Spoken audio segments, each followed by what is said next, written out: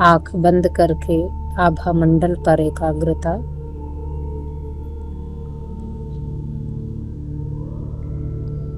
और नाक में बहने वाली श्वास पर ध्यान बढ़ाते जाएं।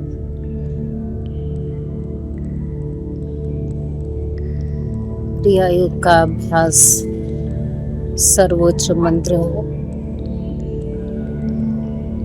मंत्र को शास्त्रों में परिभाषित करते हुए कहा गया है, मनः त्रायते इति मंत्र।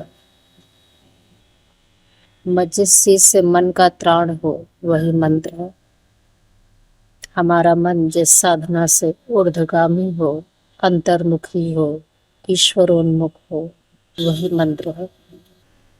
मंत्र के जितने भी सूत्र हैं, उन मंत्रों का जब हम जाप करते हैं, उसका मूलभूत आधार हमारी श्वास है। नाक में बहने वाली श्वास के कारण हम किसी भी मंत्र का जप करने में समर्थ होते हैं। अगर श्वास ना हो तो हम किसी भी मंत्र को नहीं बोल पाएंगे।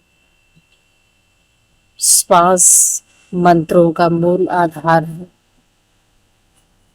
और श्वास का आधार हमारे शरीर में बहने वाला सूक्ष्म प्राण प्रवाह है। अगर प्राण शक्ति, जो हमारी अंतर चेतना का स्वरूप है, लुप्त हो जाए तो श्वास समाप्त हो जाएगी। और अगर श्वास का आभास खत्म हो जाए, श्वास शांत हो जाए, तो हम किसी भी मंत्र को ना तो बोल सकते हैं, ना उसका जाप कर सकते हैं, ना उसको शुद्ध कर सकते हैं। इसलिए श्वास मंत्र का मूलभूत आधार है। एक एक श्वास में परब्रह्म की उपस्थिति है। श्वास को अनुभव करें, इसका अंदर जाना, बाहर निकलना, और इस अंतर्गमन और बहिर्गमन के बीच श्वास के अनेक स्वरूप। पैर से लेकर के सिर तक पूरे स्वरूप में ध्यान बढ़ाते जाएं। सिर और पीठ को एक सीधी रेखा में रखें। गले और कंठकूप के बीच 6 से 8 अंगुल की दूरी। जिह्वा पीछे मुड़ी हुई। आंख बंद करके आभा मंडल पर एकाग्रता।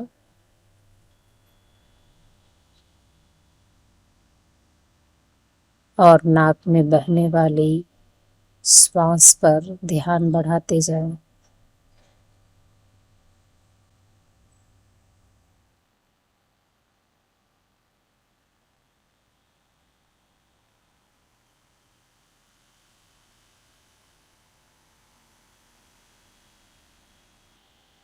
प्रत्येक श्वास में परब्रह्म की उपस्थिति है। परब्रह्म में संपूर्ण ब्रह्मांड है। अतीत का ज्ञान, भविष्य का ज्ञान, वर्तमान का ज्ञान, ब्रह्मांड के समस्त रहस्यों का ज्ञान, भौतिक सूक्ष्म और कारण जगत का ज्ञान। इसलिए प्रत्येक श्वास अनंत ज्ञान का स्रोत है। मन को श्वास में केंद्रित करना सर्वोच्च मंत्र है, जिससे धीरे धीरे हमारा मन अंतर्मुखी होता है, मन ऊर्ध्वगामी होता है। इसी को मन की निर्मल अवस्था का प्रकट होना कहा गया है।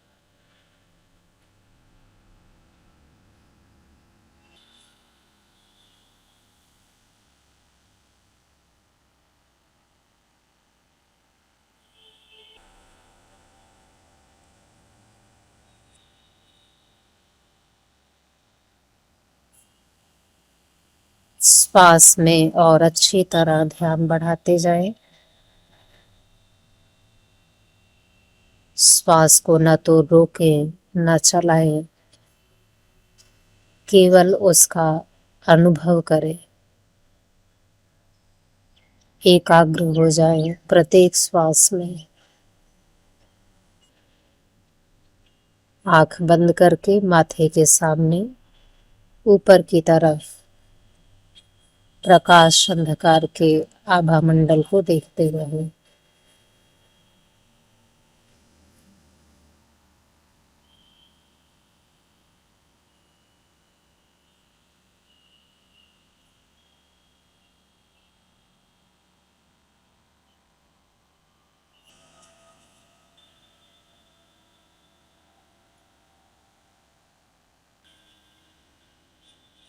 श्वास में ध्यान बढ़ाते हुए दोनों पैरों को कड़ा और ढीला करें।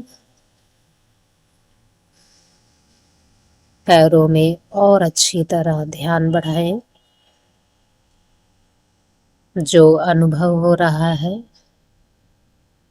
परब्रह्म की उपस्थिति है।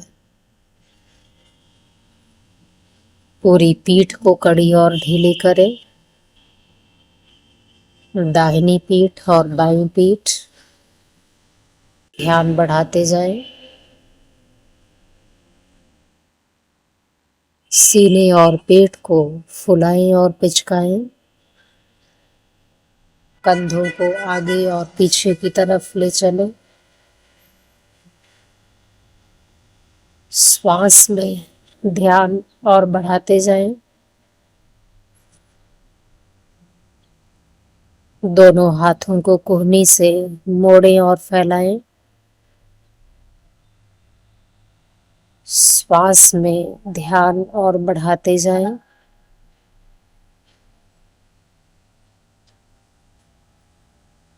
गला, चेहरा और सिर कड़ा और ढीला करें। गले को छोटे गोल वृत्त में घुमाएं। श्वास में ध्यान और बढ़ाते जाएं। अब हम सब कुछ ढीला कर दें। नाक से 2 बार में लंबी सांस अंदर लें। हाथ को ऊपर उठाएं और पूरी शरीर में अंगड़ाई लें। हाथ को नीचे लाएं और मुंह से 2 बार में श्वास बाहर निकालें।